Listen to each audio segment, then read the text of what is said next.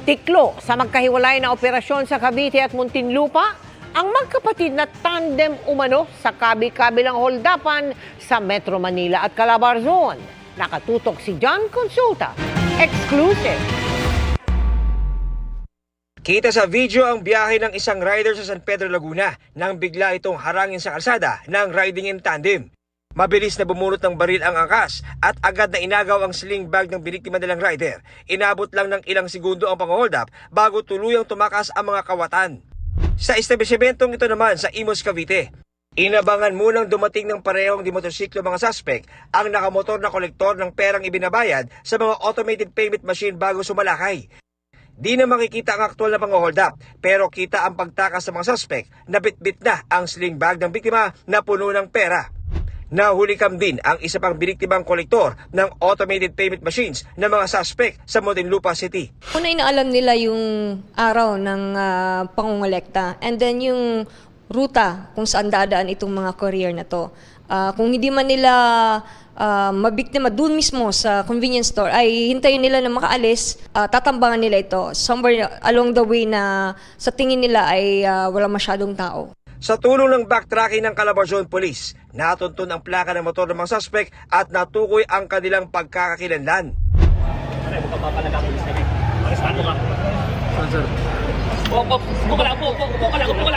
Arestado sa bisa ng warrant sa robbery habang nagsasabong ang 31 anyos na suspect na sinasabing isa sa riding in tandem na nagsasagawa ng seri ng pang-hold up sa Calabarzon at Metro Manila. Naunang naaresto ang kanyang kapatid na suspect din sa isang operasyon sa Muntinlupa sa kahalintulad na kaso. Nandito na tayo sa Vermonts at ito pong isa sa in-expect natin na maaring dadami pa. So pinag-aaralan natin itong mga modus na ito at pinapaigting po ng ating RD yung mga preventive measures. Wala pang pahayag ang mga suspect na nakakulong ngayon sa Cavite at Muntinlupa City. Para sa GMA Integrated News, John Consulta, nakatutok 24 oras. Pinatawan ng preventive suspension ng Ombudsman si Porac, Pampanga Mayor Jing Capil at 10 pang opisyal ng bayan. Ayon sa Ombudsman, magtatagal ang 6 na buwan ng suspensyon para yan sa investigasyon sa reklamong gross neglect of duty kaugnay ng iligal na operasyon ng Lucky South 99 Pogo sa Porac na sinalakay ng PAOK noong Hunyo. Sinusubukan pa ng GMA Integrated News na kunin ang pahayag ni Mayor Capil kaugnay ng kanilang suspensyon. Happy midweek, chikahan mga kapuso! Dramatic and powerful ang Transformation Challenge. Ala Teacher Emmy ni Kapuso Primetime Queen, Marian De Vera. Di naman kami Mula sa makeup, emosyon hanggang sa malinis na transition, flinex ni Marian ang kanyang character sa Balota. After its successful run sa Cinemalaya, magbabalik sa big screen ang Balota with a new cut simula October 16. Hinamon din ni Marian ang fans na kumasa sa parehong Transformation Challenge at ilabas ang kanilang inner Teacher Emmy.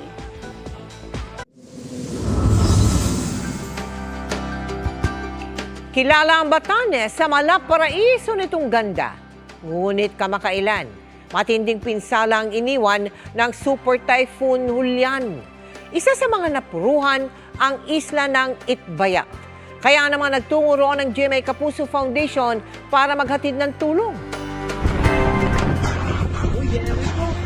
Sa tuwing may dumadaang bagyo sa pinakahilagang dulo ng bansa, madalas Itbayat sa Batanes ang unang tinatamaan dahil sa lokasyon nito. Ginagamit rin ang Batanes bilang reference point, lalong-lalo na yung sa Itbayat pagdating sa mga bagyo. Kaya naman ang mga Ivatan, sanay na raw kung may bagyo. Ngunit nang manalasa ang Super Typhoon Julian. Hindi akalain ni Juana na papadapain ng bagyo ang kanyang bahay na ipinundar pa ng kanyang anak na si Lani. Naawa po, yun po. Kasi wala silang matirahan. Lahat po yun, ako po talaga yun. Kung ano po yung meron sa akin, unti-unti ko po yung binubuo. Mula Basco, 2 hanggang 3 oras ang biyahe papuntang Itbayat, sakay ng bangka. Pero isang malaking hamon ang malalakas na alon.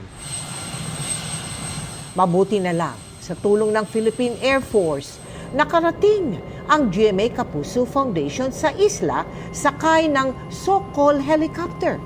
Nakapamahagi tayo ng food packs at inuming tubig sa mahigit 1,500 na individual na naapektuhan ng bagyo doon. Yung pinaka-immediate needs po namin dito, construction materials for the housing po, yung mga na-damage na mga bahay. Another po is yung food and medical supplies. Kailangan din po namin ng drinking water, rice. Malaking tulong na po yun kasi nga, lalo na po ngayon, wala na pong mabilhan ng bigas.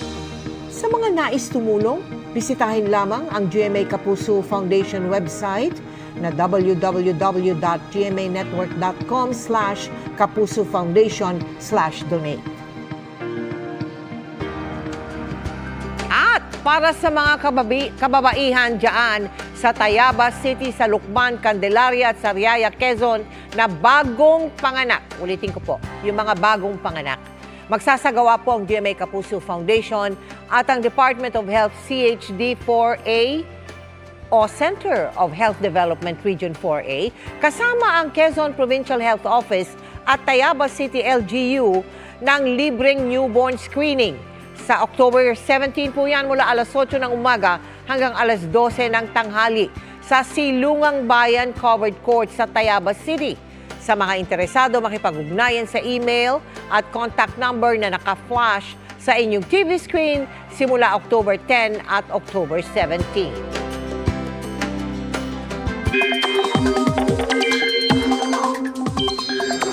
Sa ating ulat panahon, inulan at binaha ang ilang bahagi ng Benguet ngayong araw.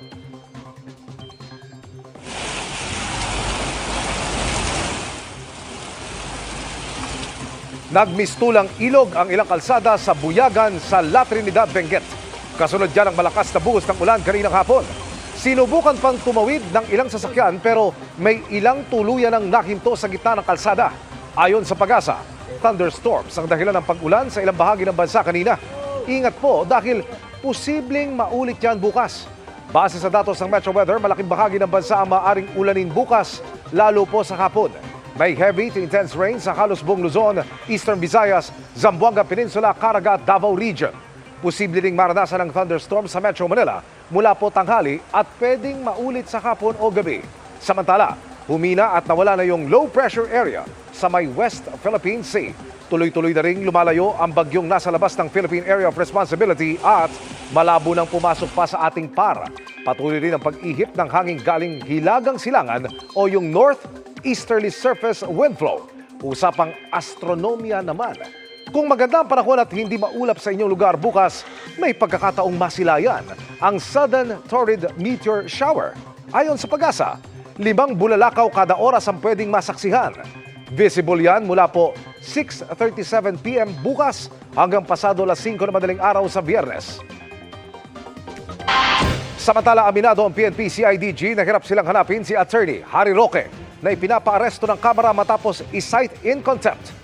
Mabilis umano kasi siyang nakakalipat pag malapit ng matuntun. Nakatutok si Chino Gaston.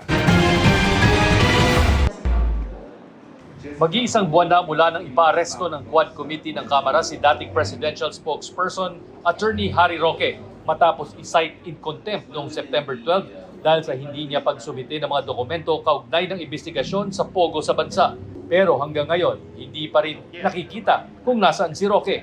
Nahihirapan daw ang PNP Criminal Investigation and Detection Group na hanapin siya dahil sa mabilis nitong paglipat ng kinalalagyan tuwing malapit na siyang matunton ng mga pulis. Pag nalaman na namin, usually lumilipat na. So parang nakaka-counter din kasi kami. Sa gitna niyan, may mga matibay naman umanong lead ang mga pulis kung saan susunod na hahanapin si Roque. We cannot divulge the exact location since na kami din po ay inaabangan niya din kung ipinpoint namin kung nasaan siya and there's a chance for him to transfer from this place to another place. Ayon sa Bureau of Immigration, walang hold departure order laban kay Roque pero nasa immigration watch list siya. Of hold departure yan, hindi po natin i-allow. If lookout bulletin, we have to coordinate to the agency na nag-issue ng asking for the lookout para bigyan po natin ng notice kung ano yung estado, palisin o hindi. Ayon sa bagong talagang DILG Secretary na si Secretary John Vic Rimulya, ipinauubayan na niya kay Roque kung ano ang susunod na gagawin kaugnay ng contempt order laban sa kanya. He does not broken any laws, but he is cited for contempt by the Senate. So, in that case, he cannot be considered a fugitive, but rather as a person of interest that has to show up. I have no message for him. I think it's enough that he knows he knows what he's up against. Sinusubukan namin kunan ng pahayag si Roque sa kanyang mga social media accounts, pero wala siyang tugon sa aming mga katanungan. Bagamat hindi mahanap ng mga pulis, patuloy namang nagpo-post si Roque ng mga video sa kanyang social media page. Kahapon, nagbigay pa ito ng kanyang opinyon kaugnay sa mga personalidad na nag-file ng kanilang mga Certificate of Candidacy sa 2025 elections. Para sa GMA Integrated News, Chino Gaston Nakatutok, 24 Oras.